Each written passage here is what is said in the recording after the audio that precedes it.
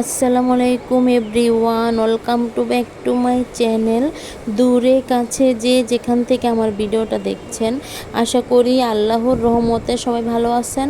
আলহামদুলিল্লাহ, আপনাদের দোয়া এবং ভালোবাসা আমরাও ভালো আছি।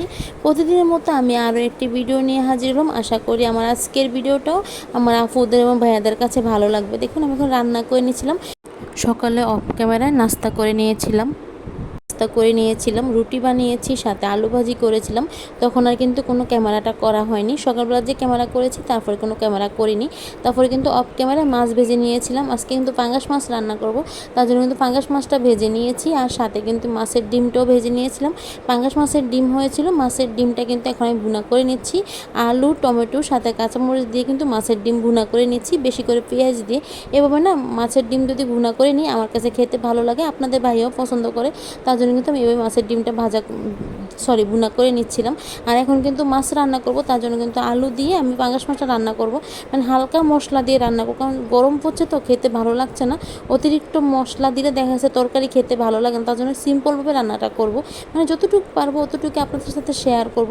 মানে পুরোপুরি রান্নার ভিডিও হয়তো শেয়ার করতে পারছি না, যেহেতু আমার ছেলেটা উঠে যাচ্ছে তার জন্য। আবার দেখা যাচ্ছে ভিডিওতে কথা বলতে গেলেও কিন্তু আমার ছেলেটা উঠে যায়, তার জন্য কিন্তু ভিডিওতে ঠিকমতো ভয়েসও দিতে পারি না, তার জন্য বললাম। আর দেখুন, এখন কিন্তু জল দিয়ে মানে আলুটা ঢাকনা দিয়ে কষিয়ে নেব কিছুক্ষণ। বারান্দাওয়ালা বাসায় মানে ভাড়া আসাতে অনেকটাই সুবিধা হয়েছে। দুইটা বারান্দা পেয়েছি মানে নতুন বাসায়, তার জন্য বললাম। মানে দুটোটা বারান্দাতে অনেক সুন্দর রোদ আসে, বিশেষ করে আমার ছেলের খাতা তেনা সব কিছু কিন্তু শুকানো যায়। মানে ছাদেও কিন্তু দেওয়া যাবে, কিন্তু আমি বারান্দায় দিচ্ছি। আর দেখতে পাচ্ছেন বারান্দাতে একটা ড্রাম ছিল, সাথে কিছু বালতি ছিল, বল ছিল, এগুলোতে না বৃষ্টির পানি রাখা হয়েছে ড্রামটাতে। আর বলগুলো এভাবেই রাখা হয়েছে বারান্দায়, যাতে বৃষ্টি হলে আবার ছাদে নিয়ে যাতে বলগুলো দেওয়া যায়।